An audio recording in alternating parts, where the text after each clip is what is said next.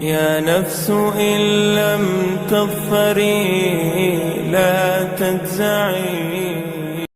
ин қисса бо як ҷавоне рух дода буд ки ӯ тақрибан 20 сола буд.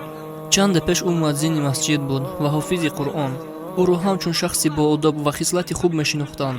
шаби панҷшанбе буд ва бояд субҳ ба аёдати бобои бибиаш мерафт ба қишлоқе ки аз шаҳр на он қадар дур буд. ӯ аз ҷидда буд, аз шаҳри арабистони саудӣ. ӯ бо як гурӯҳи дӯстонаш ба қишлоқе ки бобои бибиаш зиндагонӣ мекарданд роҳиспор шуданд.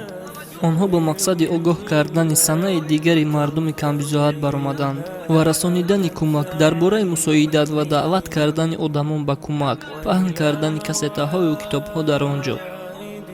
вақте ки вазифаи онҳо ба анҷом расид, дӯстонаш рафтанд ва ӯ бо бобою бибиаш монд.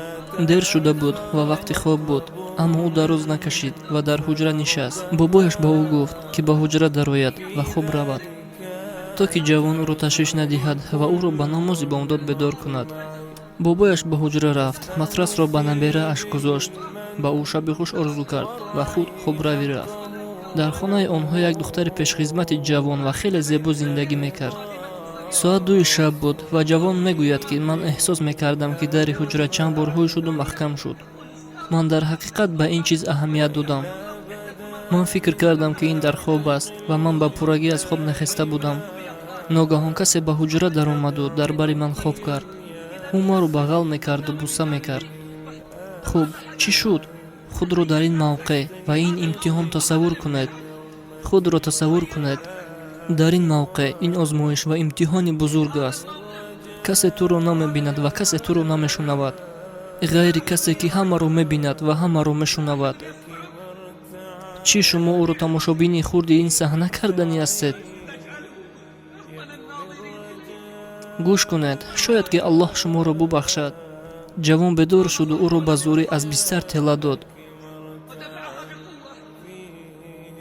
ва ба рӯи духтар шалоқе зад. ҷавон тарсону ҳаросон ба масҷид рафт. ӯ дар масҷид шишту то субҳи бомдод гирья мекард. субҳоналлоҳ, ӯ гирья мекард дар ҳоле ки агар ба дигарон ин гуна фурсат дода мешуд, механдиданду шод мешуданд. дигарон механдиданд. вале эй парвардигори ман, рӯзе меояд ки онҳо гирья мекунанд ва пушаймон мешаванд. хуб, вақте ки саҳар шуд, ин ҷавон ба амаки худ ҳар чизе ки рух дод нақл кард ва камтар аз як ҳафта пас ин канизро аз кор ронданд.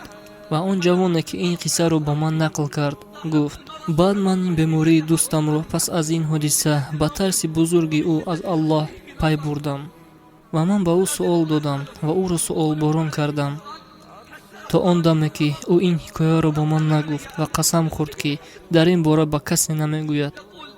он касе ки ин ҳикояро ба ман нақл кард гуфт: савганд ба Аллоҳ, ин суханҳоро ман барои манфиат мегӯям. савганд ба Аллоҳ, ин суханҳоро ман барои манфиат мегӯям. ман фикр мекунам ки ӯ яке аз бошандагони зери сояи арши Аллоҳ хоҳад буд, дар ҳоле ки ғайри сояи арши Аллоҳ дигар ягон сояе нахоҳад буд. ман ҳамон марде ҳастам ки ба зебогии занона озмуда шудам барои амали ғайриқонунӣ, ки гуфт: ман аз Аллоҳ метарсам.